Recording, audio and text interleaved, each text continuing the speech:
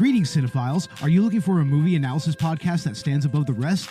Then look no further than Collateral Cinema, the only movie podcast that matters. We analyze good movies, we analyze bad movies, and yes, we also analyze the in-betweens of the world of cinema. So if you like what you hear, find us on Facebook, Instagram, and Twitter. And listen to us on Apple Podcasts, Spotify, Google Podcasts, and wherever you get your podcasts. And yes, my friends, we are 420 friendly. So when you listen to us, smoke it if you've got it. And now, here's a new episode of Collateral Gaming. The show starts right now. I'm Ashley Chancellor. And I'm Megan Gomez. This is Collateral Gaming.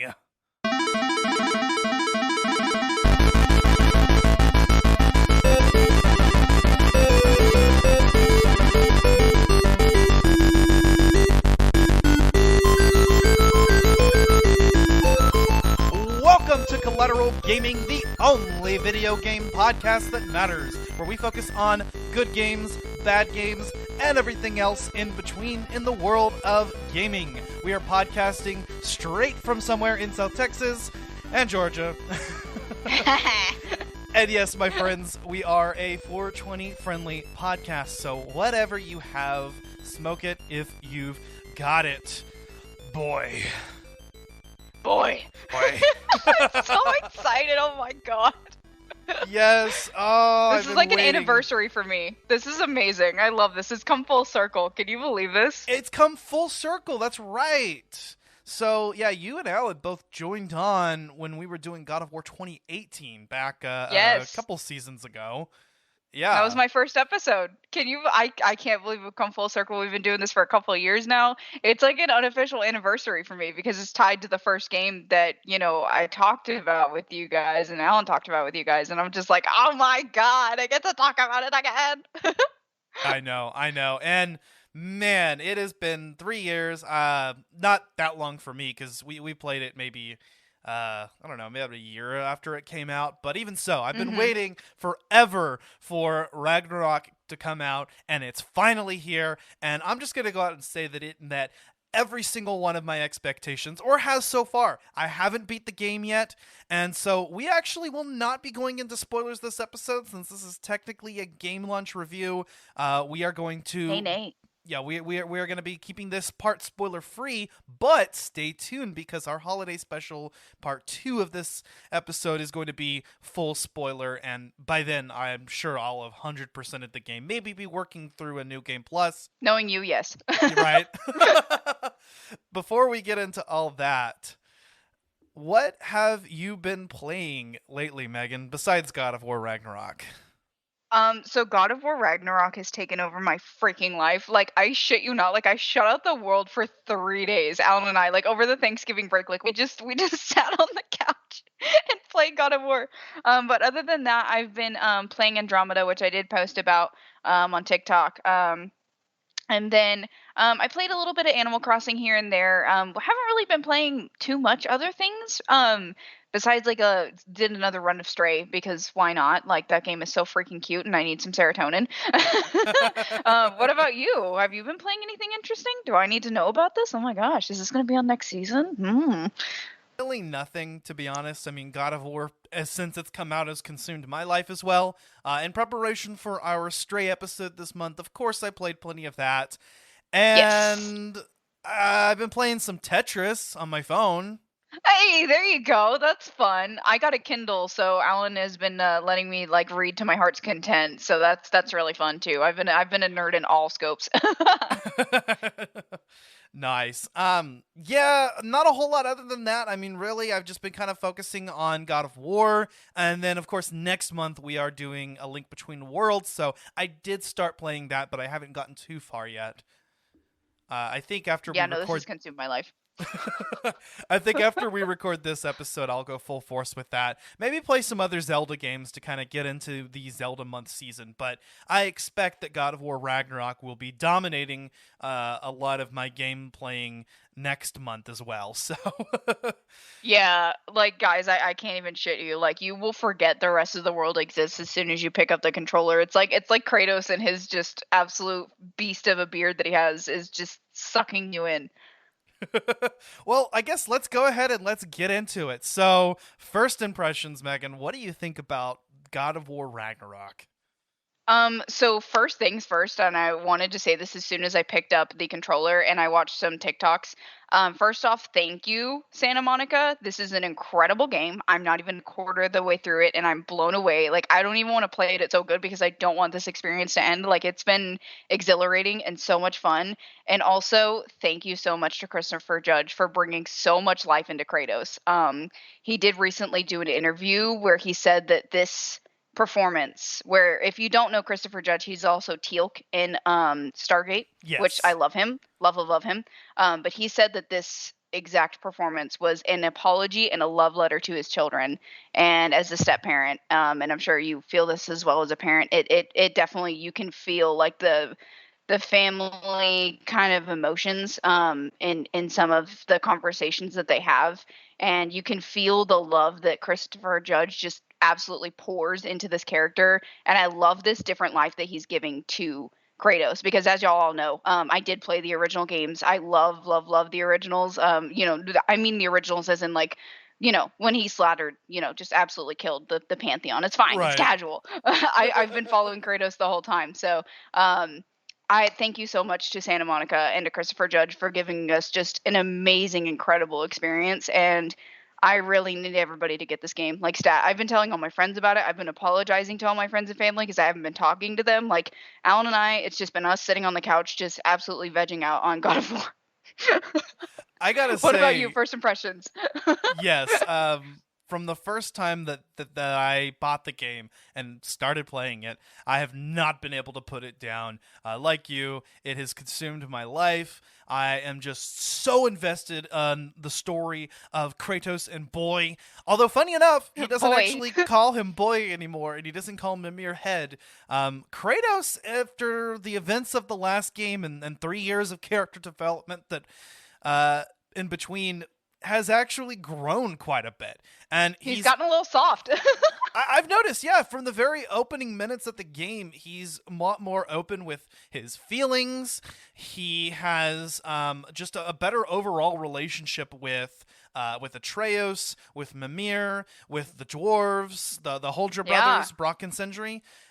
Just all around, he's just a phenomenally improved as a person. I feel like his just emotional maturity level has spiked, and I'm here for it. I'm here for a Kratos that is ready to be a family man. I mean, if you look at his notes, you can even see this in more detail. Some of the notes that he writes about various characters and events in the game that you can read whenever you pause, kind of give us insight into what he's thinking. And I love it. I'm really, really happy to see. And Christopher Judge, man, has been putting his all into the performance. I know that he had got COVID during development of this, and it was because of that the game ended up being delayed quite a bit. But he had long COVID, I think. Yeah, I'm happy he got over it, and I'm happy that he was able to just really deliver this time around, even more so than the last. I think that in almost every way this game improves on the previous game, which was already in my top 5 favorite video games of all time. Yes. So For me, like, I think the thing that I'm struggling to come to with, because, like, Kratos has been alive for a very long time. And, like, I know you said, like, a family man. He was actually a very big family man in the previous games. Like, he was very dedicated to his wife. He loved his daughter. So to see him as a father in this aspect, and more of a harsh exterior, because he was very soft towards his wife and towards his daughter. And his harshness was given to everyone else. And you kind of see that a little bit here in Ragnarok, and I'm loving that. And it's just, God, it's blowing me away. And I'm loving the different type of character development we're getting with him. And I'm loving how complex yet simple he is as a man, and how much he just makes this entire experience of being a dad for the second time with a different child, and dealing with different gods and dealing with different types of anger differently.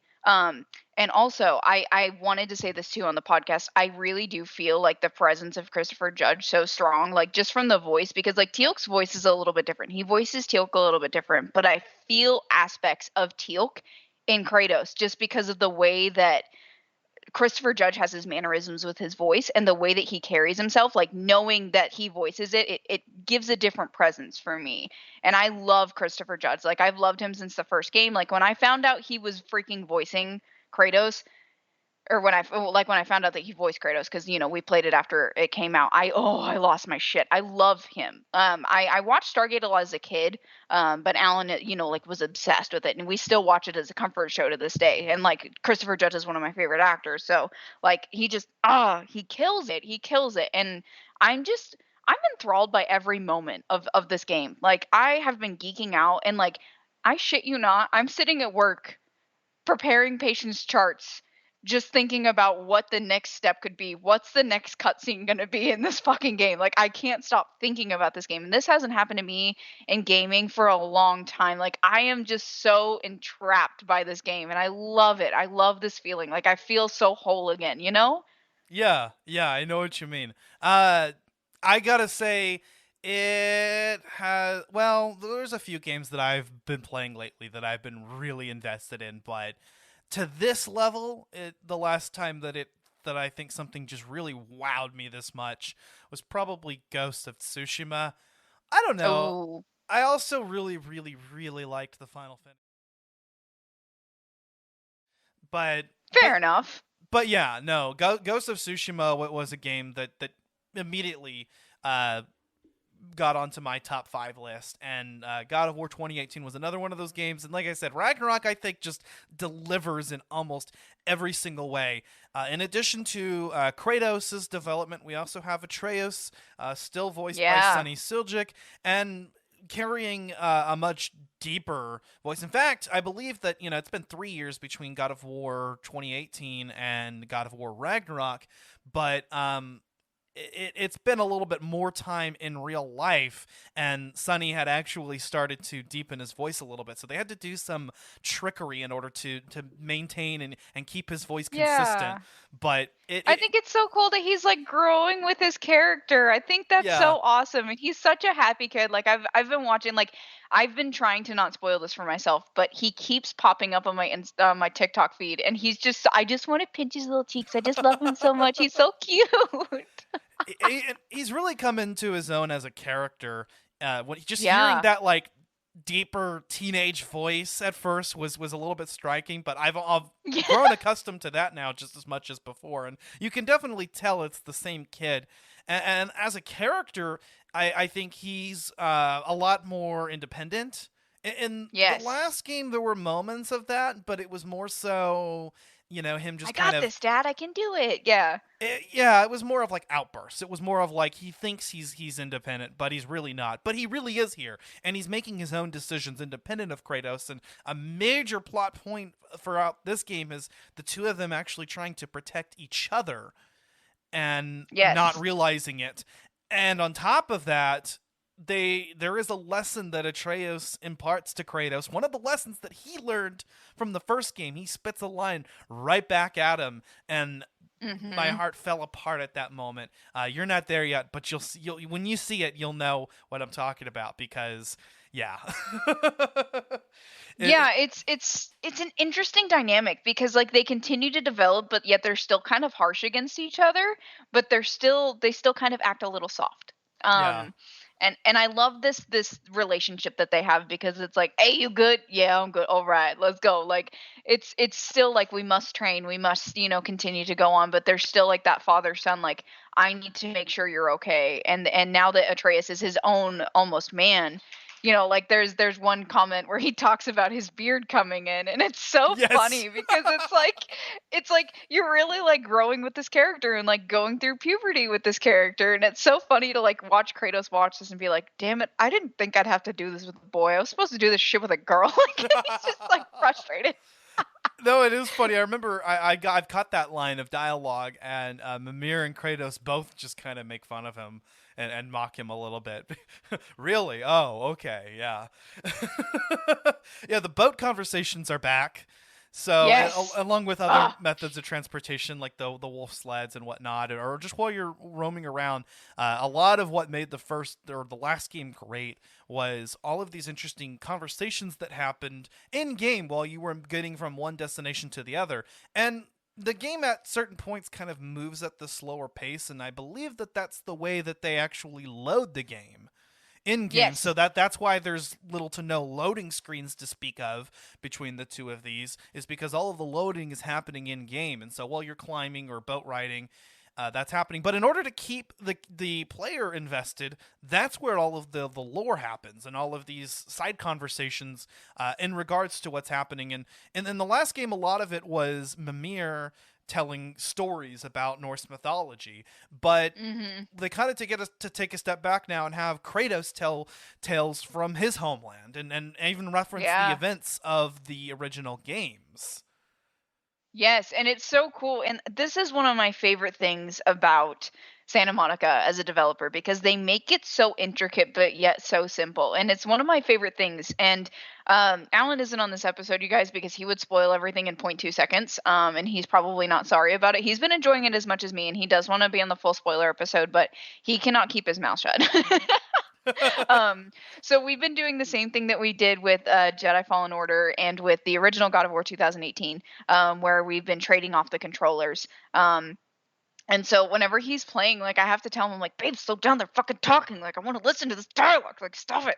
It's so funny because he's like, God, I'm sorry. He's like, I forget that they just do this. And I'm like, babe, listen, I want to listen to the bodiless man talk, okay? Let me listen to the head. I love Mimir. Like, Mimir is one of my favorites, and everybody knows this, but just, like, the way that, like, Kratos responds to him now, and something that you had referenced earlier is in the journal, and you can go into, like, character profiles, and there's, like, enemies and allies or whatever. It says on Mimir's thing, it says that he's the first person in a long time that I've considered as a brother, and he doesn't get upset when he calls him brother anymore, and they have, like, a very good, like, they're like two dads, like, they're two dads raising their son. It's so cute. You're on fire, Kratos. It will pass. It will pass. I will tell you, it did get a little bit grating when you're fighting the same Draugr over and over again, and every time you're on fire, you're on fire, Kratos. It will pass. It will pass. But no, we haven't beat the first demon hole yet, because you're not really meant to. Yeah, I had the same issue. You know, it's very difficult. The Draugr holes are better to come back to later when you have better equipment and you've leveled up. Because like God of War 2018, experience does not level you up. Equipment does. So buying, collecting equipment, and then upgrading it is what's going to actually contribute to your overall level and how easy it is to defeat other enemies. And you can tell when you face an enemy and their health meter is orange or purple, okay, I'm probably not supposed to fight this guy yet. Whoopsie. You really can't, like, back out though most of the time. So most of the time you kind of got to just ride that fight out, see how long you can go. I will say that there have been some pretty close calls for me. I remember I opened up a portal rift, and a couple enemies popped out. One of them purple, one orange, and I killed the purple one and had almost killed the orange one before I died. And I was really pissed because I actually had managed to get all the way through the fight. You know what helps with that? Poison. In fact, when you get to Vanaheim, there's a particular armor set that actually inflicts poison with barehanded attacks and with parries and blocks. So if you use that particular set, you can actually poison enemies rather easily. And what poison does in this game is it's a little bit different. It's not so much damage over time. It actually lowers their level. Now, the inverse is true as well. When you're poisoned, it lowers you a level, and you'll notice that the health bars will change color, and an enemy that was on your level will be a higher level than you now. But that's the way that poison works in this game, is that it actually lowers the level of whoever gets poisoned. Yep. That's fucking wild, man. What the hell? So, I love that. If you equip the armor set that inflicts poison with barehanded attacks and with parries, then you can actually cheese some of the more difficult fights in this game by lowering those enemies' levels a little bit. I feel so stupid. There's definitely an element to strategy. All the armor have different effects now. I mean, they kind of reworked the whole system. Yeah, they really did. Yeah, so in the last game, most armor, I think armor, and I replayed it recently. so you'd think I'd remember this a little bit better. Armor had some effects, but most of the effects came from the enchantments that you slotted into the armor. Well, the enchantment slots are gone. The enchantments are actually done a completely different way. There's a separate piece of equipment that Kratos has that holds all of the enchantments, and I don't know if you've gotten there yet. Mm-mm. Okay, so you haven't gotten there yet, but the enchantments do return. There's a whole other piece of equipment. There's an amulet that Kratos has, and that's what actually holds all the enchantments. And when you hold like 3 of them together in a set, they actually have different effects, and some of them just grant their own effects, and they're stat based. So you have to have a certain number of stats. Another thing that's been reworked in this game is the skill tree. Yeah, it's so different. Yeah, a lot of the same skills return, but but there are also a lot of new ones, and in addition to that, if you use a skill a certain number of times, you'll actually enable the ability to add an effect to that skill. So you can increase the elemental effect or the amount of damage or how much it stuns. You'll get 3 options, and it costs XP to enchant it, but then once you do that, you can freely switch to one of the other 2, and you can kind of configure your most used moves to be a little bit more effective. And that's what's we really do that cool. with the helicopter blade one. I don't know what it's called. I think it's like something skillful vengeance or some shit, but I call it helicopter blade. Yeah, a lot of the skills from the last game, or even some of the runic attacks, have actually become a part of a different skill tree with the new triangle effects.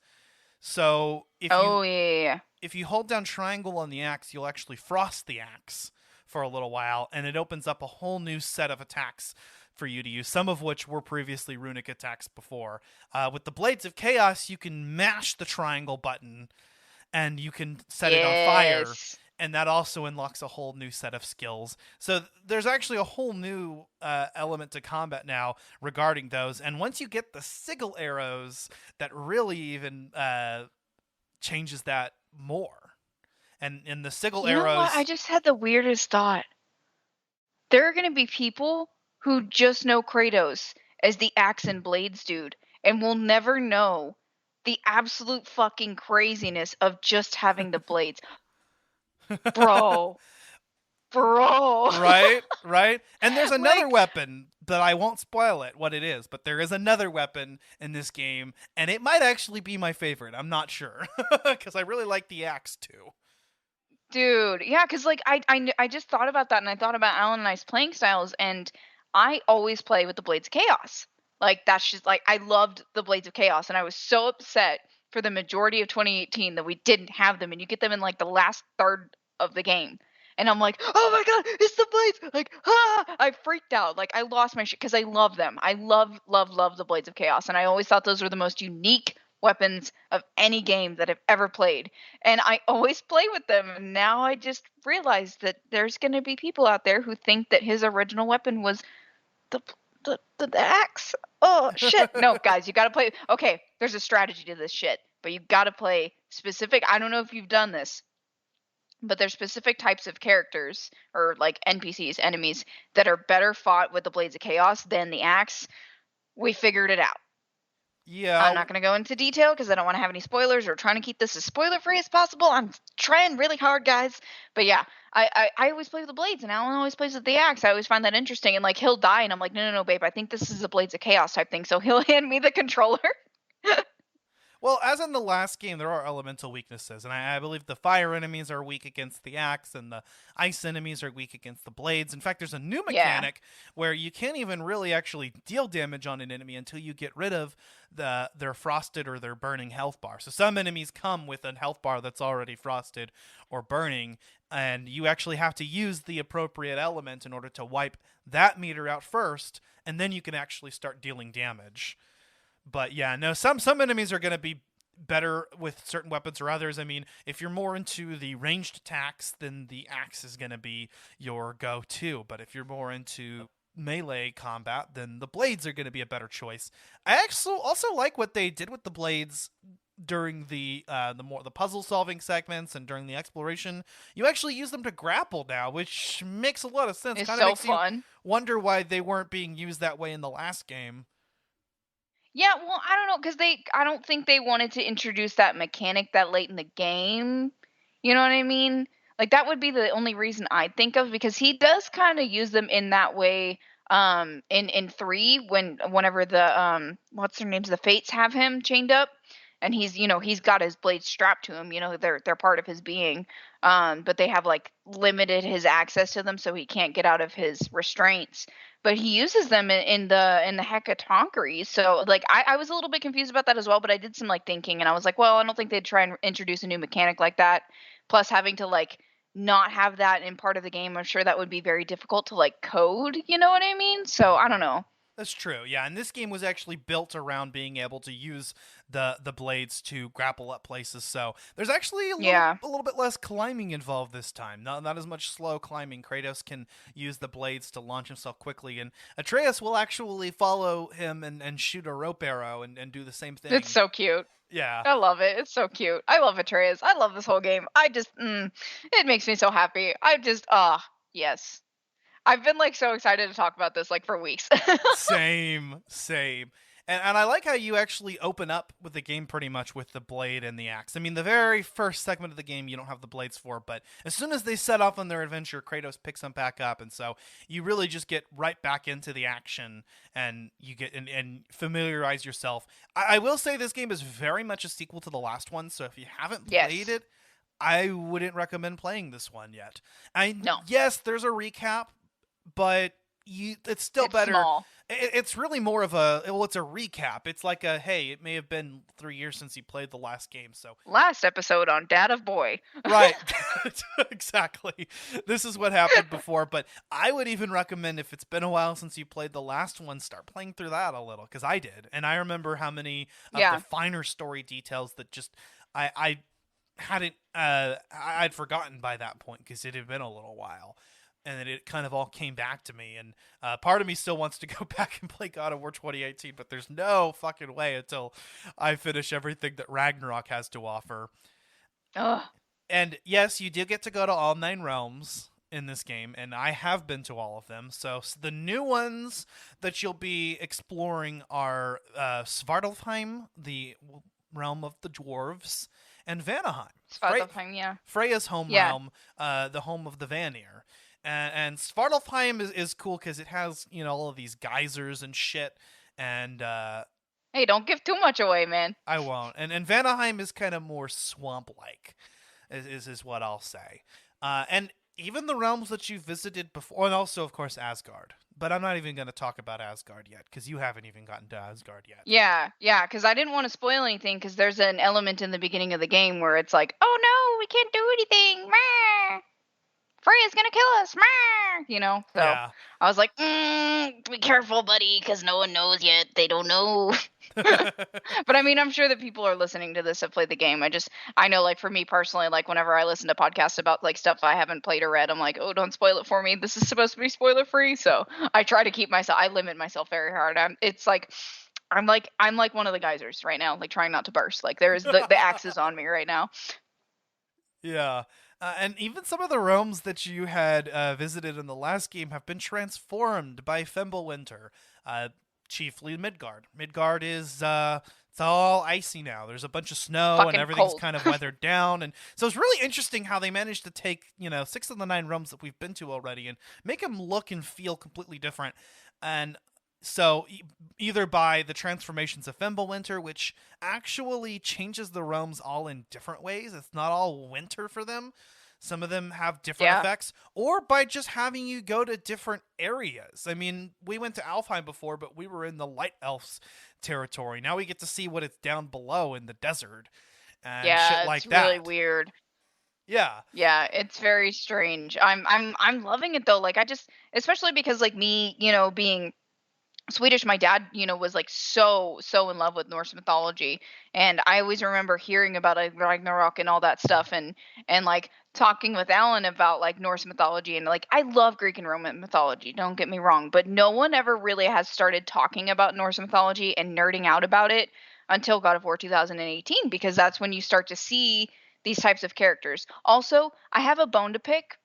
Me personally, I don't know if you feel this way, Ash. That is not what I expected Odin to sound like. Okay.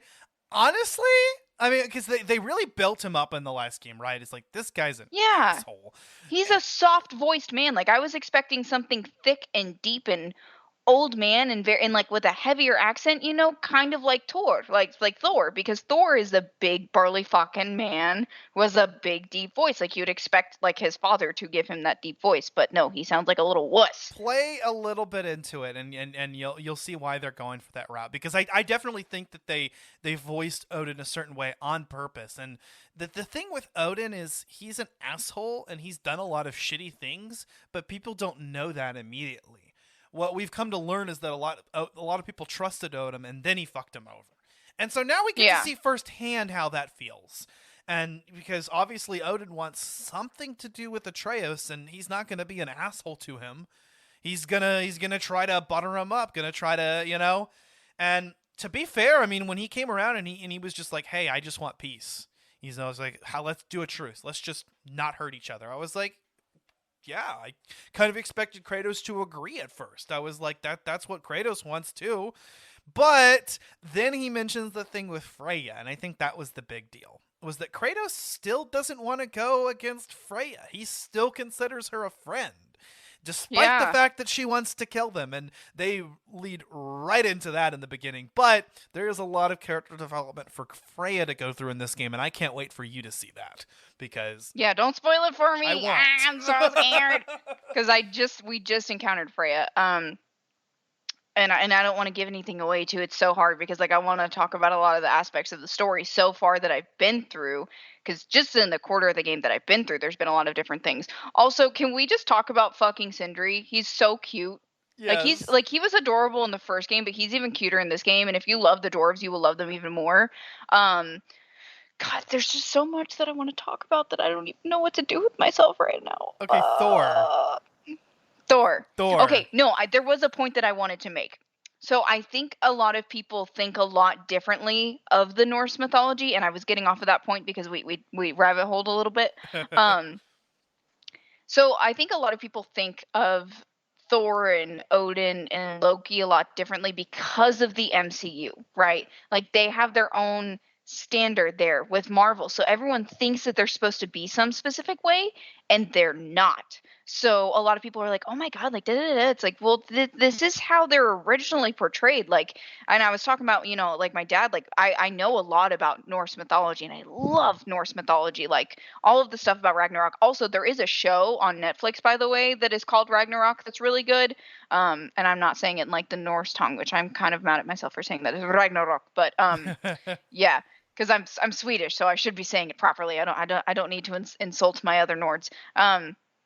But yeah, there's a show called Ragnarok that's so good. And that is a definite watch on Netflix, especially if you're trying to not play the game or you're trying to just not absolutely suck up all the content in like 2 seconds. There's a couple seasons. It's really good. But yeah, I think that there's definitely coming from like a fan's point of view, especially a lot of gamers like the Marvel Cinematic Universe.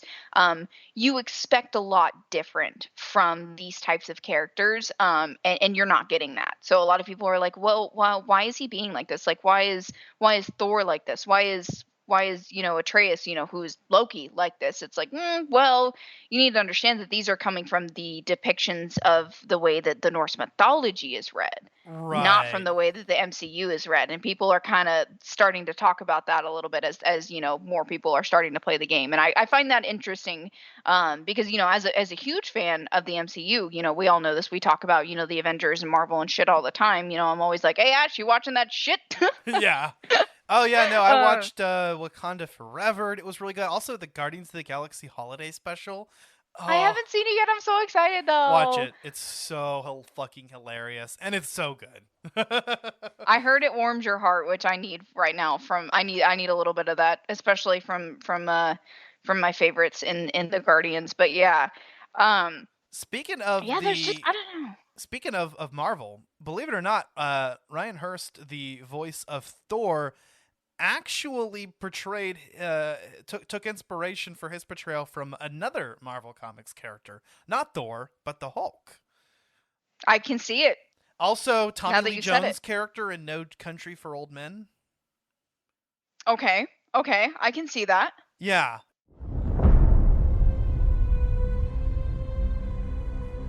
Everyone keeps secrets.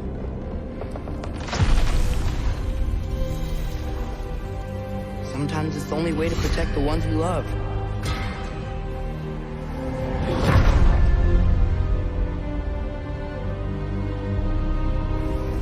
I know you.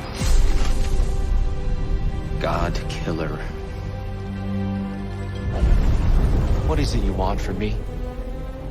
Is it a god of war you came to find? You don't really want war, do you, Kratos? All that blood on your hands, on your son's hands. What is it you will not tell me? I can't talk about it, but I just need you to trust me. We follow your every whim. But you don't believe in any of it. And still I follow. Because all that matters is that you are safe. But that's not all that matters. Who's keeping you safe? I do not need you to protect me. You sure about that? Pretender God! For the old father! Death can have me when it earns me.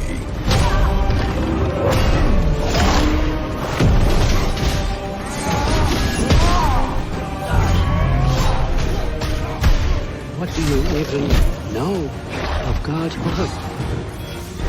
In your lifetimes, has anyone ever worshipped you? Ever prayed to you? Can you even imagine that kind of love? No! You don't care about anything beyond yourself. Beyond the monster who kills without cause.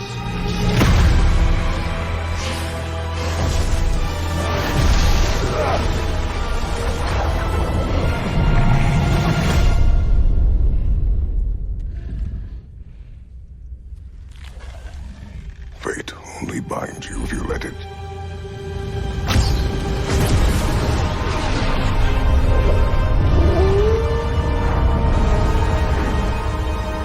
Do what is necessary. Not because it is written.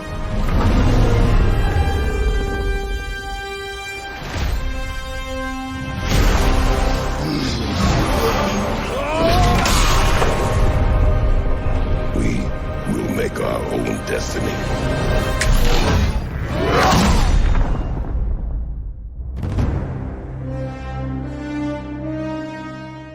Yeah, so that's where he was coming from. And actually, when you get a little bit further into the game, Thor is a very complex character. He's not a one-note character. He always has been, though.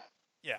He always, like, Thor is, like, and everyone always has an obsession with him, partially because of fucking Chris Hemsworth. I mean, goddamn, who wouldn't? Yeah. But, you know, like, the Thor in the mythology is such a complex character, and so is Loki, for example. Like, in the mythology, which doesn't really tie into the games, but it makes sense because he's a boy.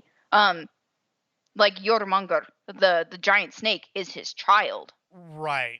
He is the father to Jormungandr, which is, you know, they kind of tie it in a little, you know, like, oh, you're one of the only people that understands him. Like, yeah, it's because that's his baby. Well, and there's a mural in God of War 2018 that shows the snake coming out of Atreus, and they even mentioned that the reason why, like, that Jormungandr was actually sent back in time as a result of his clash with Thor, and that was him. So in this game, you should expect to see the how that happens, basically how Jormungandr comes to be, or at least that's what I was expecting. And also, I don't know who or what voices that thing, but God, he is intimidating. Like, we had the TV up a little high because y'all know Alan's a little hard of hearing. That's from being in the military. It's fine. It's casual. But, like, we're just sitting there, and this mother goes, I'm like, fuck. My TV, my brain, and my ears were not expecting that. Can you not, sir? Like, can you not? Like, even in 2018, like, the first time he came out, and he's just, I'm like, what the fuck? What the fuck? Well, and one of Atreus's divine abilities seems to be able to understand languages just inherently, and so in this one, he actually can talk to the world serpent. And he's not the only one whose language has grown. Kratos can read runes now, and he does. I know. He's so proud of it too. Like you can read in his writings. He's like, and Mimir's like, "Oh, that's interesting, isn't it, brother?" And I'm like, Yeah. "Oh, so Find cute." anything illuminating. Yep. Yeah. I Who love else this game so much. do we got? Angerboda. Oh. Yeah, Angerboda. She's an interesting character that Atreus comes across. Can't really say a whole lot about her, but she's really cool. And I remember a lot She's of people. so pretty. I'm a simp for her. She's so pretty. You know, what's funny is the internet was like going haywire about the fact, or at least some people were going haywire over the fact that she was black, and they were like, oh, well, you know, they're based on Scandinavian characters. They should all be white. Motherfucker, one of those guys is blue. Mimir has a Scottish accent for some reason. Yeah. Also, they're gods. So who says that the Norse gods have to be the same race as the Scandinavian people that worshipped them? That's the dumbest fucking logic I've ever heard. Well, Gods she's or a other giant, species. and to tie in like science to it, I mean, she's in she's not trapped. a god, sorry. No, but she's in a place where there's a lot of sun, so you would need natural melanin protection. I don't know. Yeah. And like Characters there's from lots of other arguments realms is what I mean to Yeah. say. Yeah, I mean, there's lots of things that could be said about diversity, but this is just one thing where it's like, can you just shut the fuck up about it? You know, it's like just either appreciate the game or don't fucking play it. Like that's where I am with a lot of things about it. It's like if you don't want to appreciate it, that's fine. Don't try and ruin the experience for the rest of us. Like be angry about what you want to be angry about, but I for one think she's fucking stunning. I think that this is oh god, she's so pretty. I can't. I'm fangirling. I cannot. She's so pretty. And you know, if you don't like that, that's fine, but it's not every game is meant for you to like every single aspect. I mean, there's been aspects in games that I don't fucking love, but that doesn't mean I'm sitting here talking shit about it, you know, just because oh my god, a character's black. Right. Like, shut the fuck up. Shut the fuck up. She's not from Midgard. You can't apply Midgard logic to non-Midgardian characters. That's this what I is was not trying even to say. our universe. This is not our like this. Yeah. Like motherfucker, you're literally playing as a god who came from basically another universe, killed all of his gods, and said, "Fuck it, I'm gonna fuck another god and make another god." What do you want? What do you guys want? Like, none of this is supposed to happen. This is all conjecture, right? Like, the entire concept of Kratos leaving Greece and going up to Scandinavia to fuck a giant. There's already so much there that should not have happened, but it happened, and here we are. So, what? What do you want? You know? I'm like... But we also get to see some of the other Aesir gods, some of the other Norse gods. Tyr is one I think we can talk about because he popped up in the trailer. Yeah. He's a very different character than what he was brought up to be. I mean, I knew that he was peace-loving, and they talked about that. But this guy does not want to fight at all. He's just done. And part of me doesn't blame him, but the other part of me is like, man, you managed to find a way to be a god of war, but still be a peaceful god of war. Can't you do that? But he still is a cool character to encounter and just to kind of like take along with you. Yeah, and he's so big. Like, can we talk about the fact that Kratos is an absolute unit? Kratos and looks how up much at him. bigger? Yes. Because, like, the first game, you encounter all of these people who are so small, and Kratos is, like, Atreus is baby compared to Kratos. And then you see Thor and Tyr, and it's so funny. Because, like, Kratos is a unit, right? Like, he is a big fucking log of a man. He is thick. He's a big boy, right? And then there's goddamn Thor, who has been the most corn-fed motherfucker in the entire fucking 9 realms. And then there's Tyr, his big skinny motherfucking brother. What the fuck happened? Odin, what are you feeding these men? Of course, the as we mentioned before, the dwarves, the Holdra brothers, Sindri and Brock return, and they are largely the same as they were before, but they're so cute. Yeah, actually, I remember Brock is surprised to see how much Atreus has grown. Yeah, he's like, get out of there! He's all mad. He's like, you fucking grown. I didn't know you're supposed to do that shit. There's a new dwarf character named Durlin. who is actually a mythological character. I actually can't say a lot about him because I've only encountered him a couple of times in the game. I don't really know what he's about, other than that Odin is... They're not friends. Yeah. Odin kind of Don't has... go into it too much. Don't Okay. spoil it. Don't spoil it. I don't I'm think it's a trying to keep us spoiler. on track. But yeah. But yeah, the dwarves are... They're afraid of Odin. We'll put it that way. Everybody's afraid of Odin. I mean, that's just kind of it's like that one scary boss that would just fire you on a whim kind of thing. It's like, am I gonna lose my job today? I don't know. Yeah. Ratatoskr, the squirrel that tends to the world tree, he showed up, or so we thought, in the last game as one of Atreus' summons, but apparently that's not the real him. So yeah, there's He's an actual so adorable. There's an actual non-spectral squirrel that actually has a different personality. I'll leave it at that. And apparently the composer for the game, Bear McCreary, also plays a dwarf musician in the game. I didn't know that. Aww. Do you want to talk about the fact that the soundtrack is just as phenomenal as the last one? Oh my god. Well- Also, something I wanted to mention before we got away from it is that when I first heard Durlin's name, I thought they said Durin, and I was like, bro, you can't bring Lord of the Rings into this shit. But like, I love it. I thought they said Durin, and I was like, where's Legolas? I think they're Where's Aragorn? etymologically connected, actually, because Lord of the Rings actually does take a lot of inspiration from Norse mythology. From North, yeah, that's true. You're right. But yeah, no, oh my god, the soundtrack is so beautiful. It's so, like, I have my listening playlist, right? Because I just got a Kindle, and like, if anyone knows me, they know that like when I was studying in school, when I'm like working really hard, like if I don't have too many phone calls during the day, like I'll pop an AirPod in and I'll listen to music. I started listening to this soundtrack instead of my normal playlist because I just and the peaceful moments remind me of Skyrim. Like it's just beautiful, like ethereal, like gorgeous music. Like it's so well composed, and I'm not even like halfway through the game and it's gonna get better. Like how does it get better? I don't know. I'm so excited. Yeah, I like how the main theme actually incorporates the main theme from the last game, which was Kratos' theme, and some of the sad mom music. I thought that was a nice touch. Yeah, I've listened to the main theme quite a few times. I mean, I put the soundtrack on.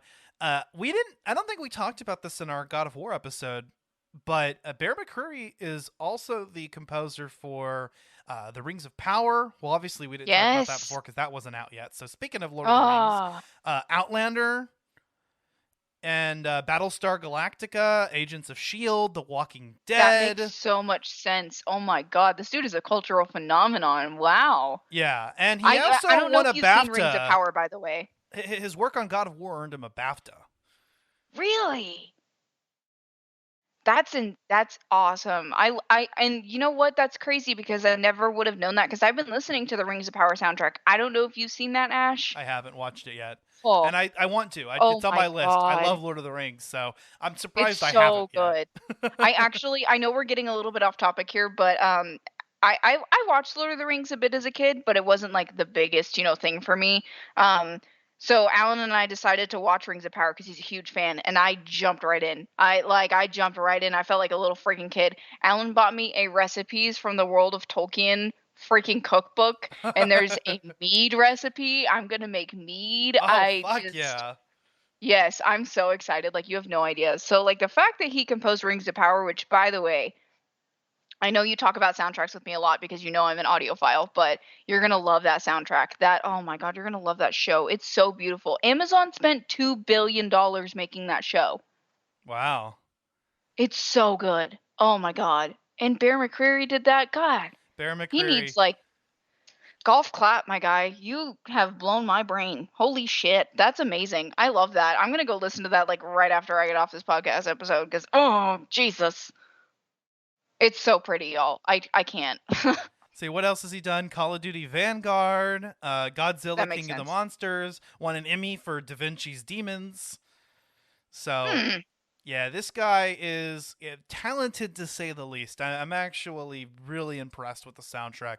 And I don't know how much we talked about that on our God of War 2018 episode because the soundtrack for both games is fucking phenomenal. It is really, really fucking good.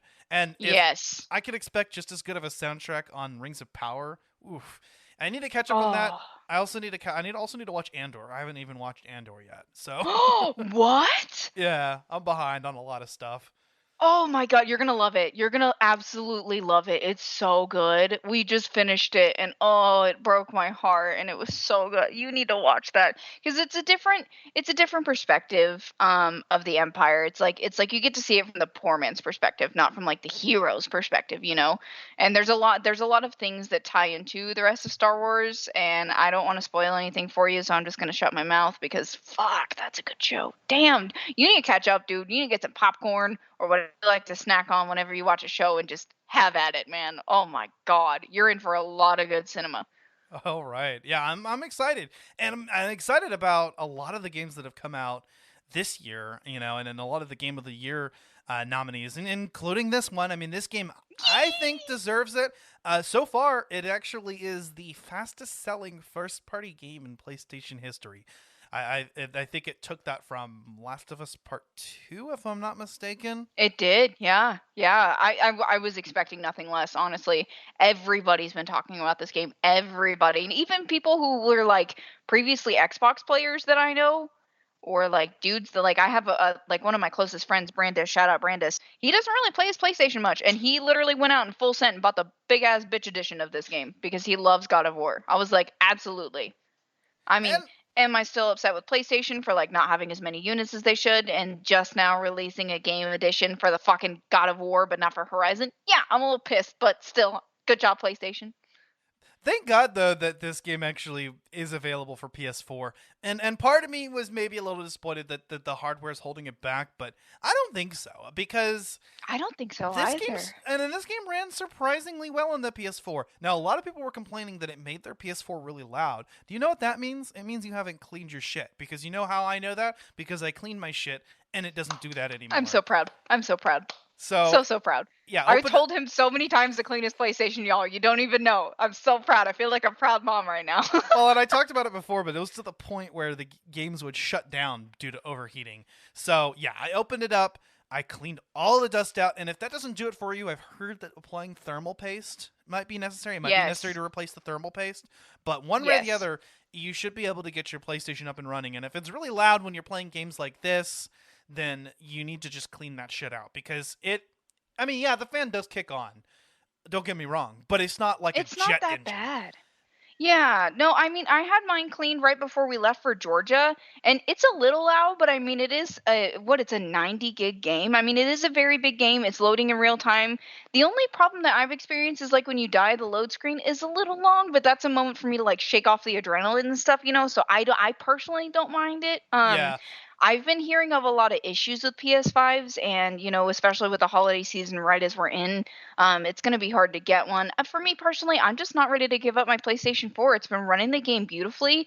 I personally don't feel like I'm being held back. I'm still very, very happy with the results that I'm getting. And if you're in tough times like a lot of us are in this economy, I mean, even buying a refurbished PlayStation 4, like you're still going to get an amazing experience. And the PlayStation 4 is a fucking G because mine is a first generation refurbished, bought from GameStop, and it runs this game like a champ. Like the other day, we had been playing it for about, I don't know, 5-6 hours, and it started kicking on, and it was a little loud. But I felt the PlayStation, and it was only a little warm. So I mean, it wasn't too bad. Like I'm so proud of my PlayStation. Like this is my baby. Yeah, and like you mentioned, the loading screens on Death are take a little bit of time, but almost all of the loading happens in game. So you don't really notice that until, for instance, you die. And even then, like you said, it's a moment to cool off and kind of get your bearings and whatnot. I have noticed a couple times in the game you'll hit a spot where the game will actually have to load. It's loading a little bit too slow, and the game will pause, and you'll see the little icon. But that's usually just a few seconds.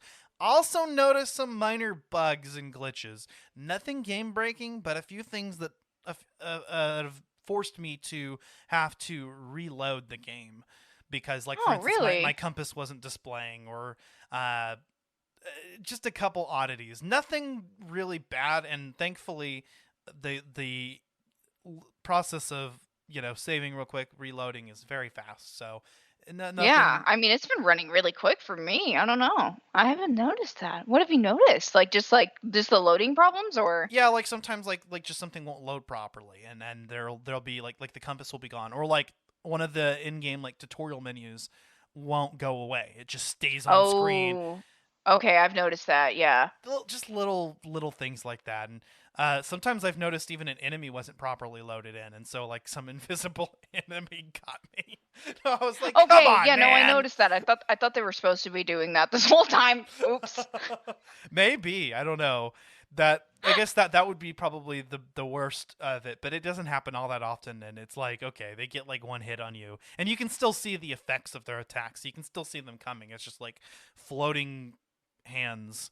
Yeah, or I see that they don't have like bottoms to their bodies for a while, but I just thought that was the snow or like the way that they were. So I never really thought anything of it. Wow, I feel dumb now. There's a couple kinks to work out, and I don't know how much different it is on the PS5 than the PS4, but I will say that the game runs remarkably well, just as well as the last game did. And I will say that this game isn't as drastic a difference. There's nothing revolutionary. I mean, it's pretty much the same thing as the last game, and that's actually a good thing, because the last game was such a huge departure for the series and was a huge revolution for the franchise that it makes sense that the sequel would be mostly the same thing, but a little bit better. Yeah, no, it's cemented its own ground in there. I feel like, I don't know. I like it. Yeah. I mean, what are some of the other new things that we've got in this game? There are different Spartan Rages that are available. I don't know if you've actually gotten any of those yet, but you can. Okay, there's a Spartan Rage that allows you to just heal yourself, use your rage meter to heal yourself, and there's another one that's actually just a one-off attack, just a one really really powerful attack. So there's a little bit more strategy involved in picking a Spartan Rage that fits you. Well, also I noticed if you use your Spartan Rage, it does heal your health a little bit. Yeah, but there's one that just heals. Like, that's what it does. Huh. Yeah. Its main purpose is healing. Whereas the regular Spartan Rage, which is called Fury, I believe, heals you as you hit more enemies. It heals your health a little bit, and it makes you invulnerable to damage during that time. Valor is the one that just straight up heals you. And then there's one called Wrath that if you kill the enemy with that attack, it will heal a little bit of health. So they all do a little bit of that. And again, don't want to get into spoilers, but there is another playable character in this game with similar mechanics and their own version of some of these moves. So stick around for part 2 where we get into that part. We're trying not to give too many things away, but we suck at it. I like the puzzles this time around. The Nornir chests are a lot more varied, actually. There's puzzles that involve basically all of your weapons. One of the Nornir chest puzzles, it involves using the blades to light braziers on fire, which is cool. And there's another one that uses the other weapon. The bells return, and they're much more forgiving this time, I've noticed. I haven't noticed that. We've been trying for one for like 10 minutes, and we gave up. God, I hated the bells in the last game. That pissed me off. This one, it is a little bit more forgiving, but if you're still having trouble with it, there's a setting for that. You can go into settings, and you can actually change the puzzle timing and make it last a little bit longer. What the fuck? Oh, yeah, Chuck? no. There's a bunch of accessibility options in this game. Also, if you want to map quick turn to something and it's because in this game, down actually has another feature. It's actually your bare hand, and then later when you get the third weapon, it's your third weapon. So it's no longer used for quick turn. To do a quick turn, the default method is to hold down L1, the shield button, and press down, which is fine because most of the time when you're trying to quick turn in battle, you're going to want your shield up anyway. So that's fine. But if you want to map it, one of the more obvious choices that you can do is you can map quick turn to a swipe on the touchpad. What? That's cool. I didn't know how they were going to element that because, I mean, the PS4 and PS5 does have the touchpad, but yeah, I don't know. Go check out the settings. I noticed that I wanted to mention this because this is one thing that PlayStation has that Xbox doesn't, and that Xbox players don't get to experience. Which, I mean, if you're listening to this and you don't have a PlayStation, obviously you need to get one to be able to play this game. But like in Last of Us, you can tap your controller for your flashlight.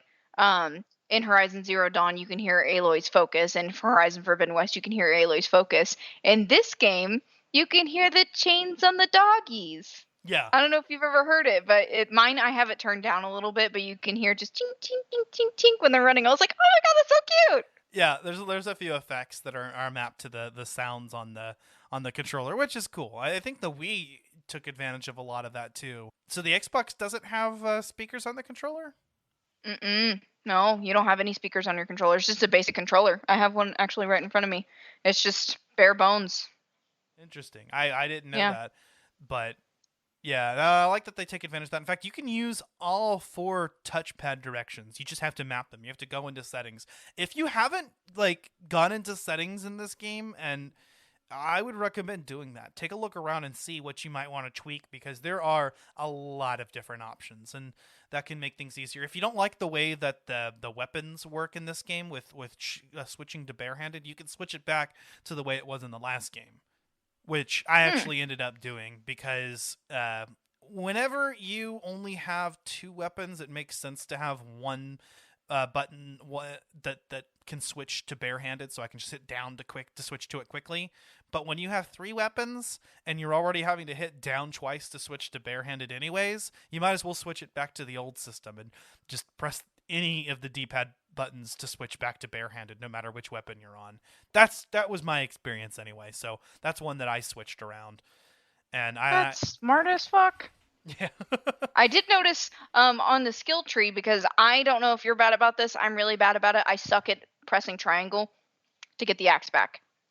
There is now a thing in the skill tree that you can use to where it returns the axe to you and creates an attack.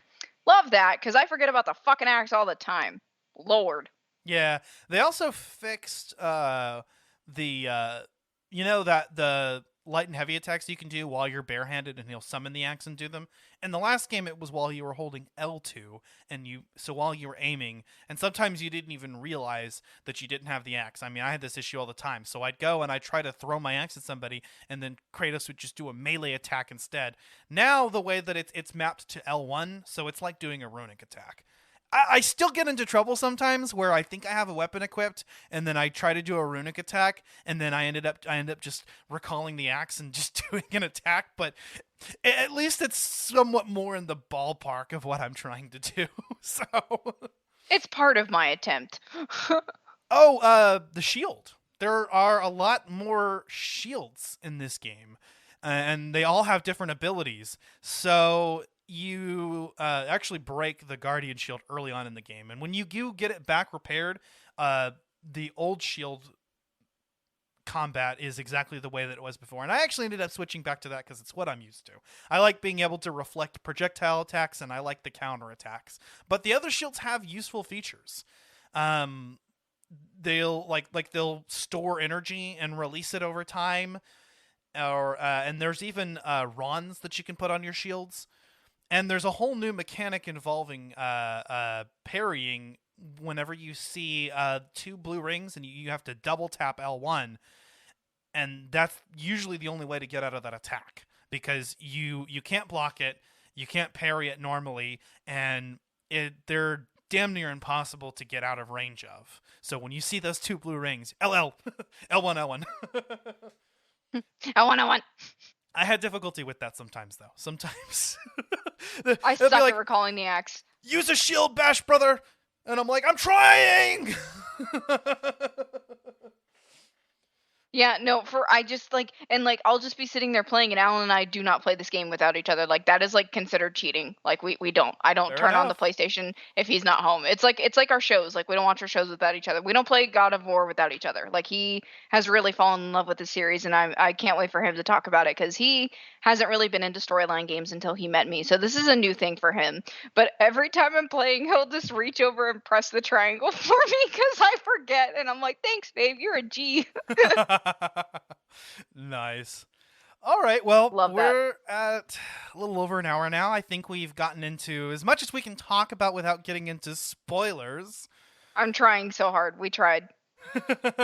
But stick around for part 2. By Christmas, probably Christmas Eve, we'll have our God of War Part 2 episode out. That's where we're going to go into full spoiler territory. We're going to talk about all the stories, content, the new weapons, and playable characters, and just everything that God of War Ragnarok has to offer, because it deserves it. This is a game that deserves all of the attention, and whew, yeah, I am fucking loving it so far. I have gotten maybe a little past halfway through the game. Kind of hard to tell when you don't know how long the game actually is.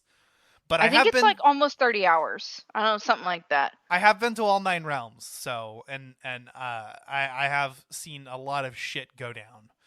Yeah, I want to say, the story should take, if you're beelining it, somewhere between 20 to 30 hours, but you can easily spend 40 to 60 hours 100%ing this game, and I have been doing that. I've actually been going out and kind of clearing out every area in all the 9 realms.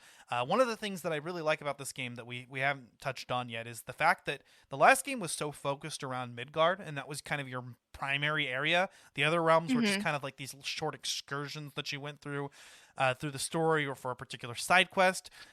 A lot of the exploration happens now between all of the realms, which is really nice.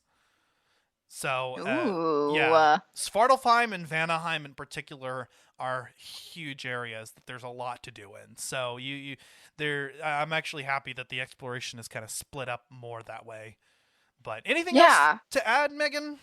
Oh, guys, I'm so in love. I'm taken away by this game. Oh my god, y'all need to play it. It's not a yes or a no. Like, you need it for Christmas. You need it for something. Just play it, okay? Like, I've been waiting for this game, and this is, like I said in the beginning of the episode, this is like a mini anniversary for me, because this is the first game that I talked about on the podcast, and this is, one of the games that the series that I've always loved to talk about. And if you're wanting to play God of War, you just need to do it, okay? Like, we've already talked about one. You need to be caught up with the program, okay?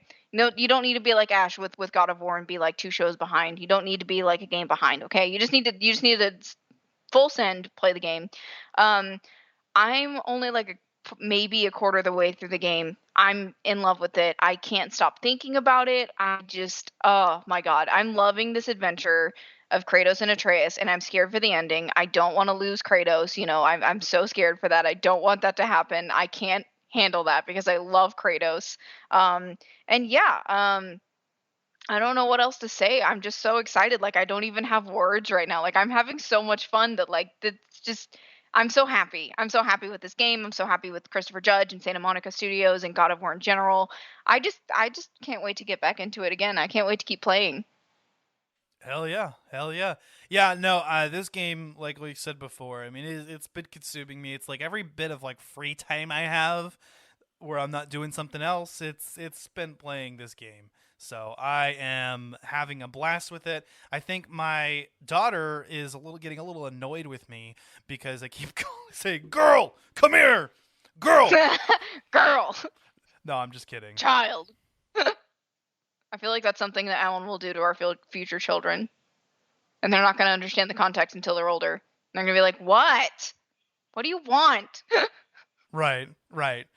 But yeah, stick around for part 2. And actually, next time on Collateral Gaming, we are going to be talking about The Legend of Zelda: A Link Between Worlds. So that's going to be our numbered episode next month, 2-part episode, the 3DS sequel to A Link to the Past, and a game that I actually have a lot of fond memories of. I think it's one of the first Zelda games I 100%ed. So, and I remember spending hours upon hours on that stupid fucking baseball minigame. Oh my god, I hate that shit. Fuck that shit. I'm gonna say that a million times in that episode. Fuck that shit. But that's what's coming up next time. Maybe a bonus round before we do that. And if I can get the equipment, I'd love to start doing Patreon content again.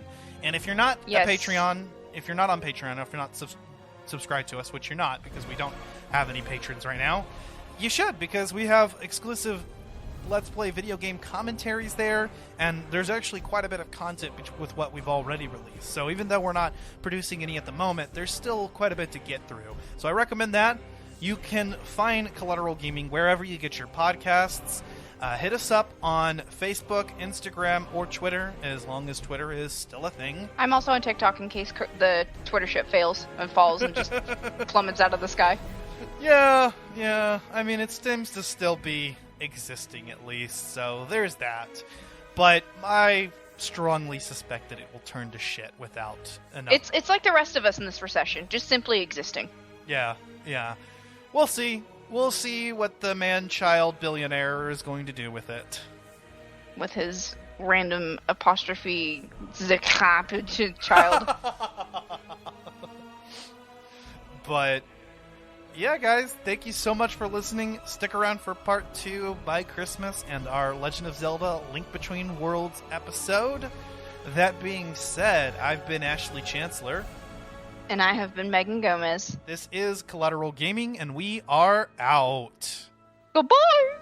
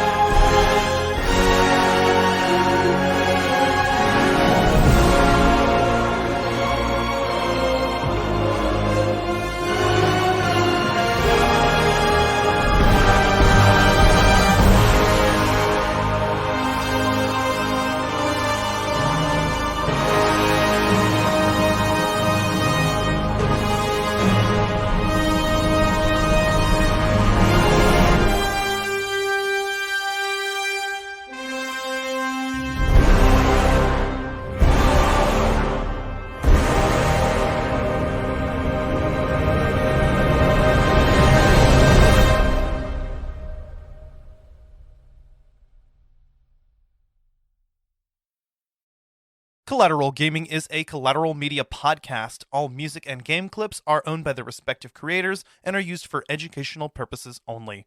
Please don't sue us. We're poor.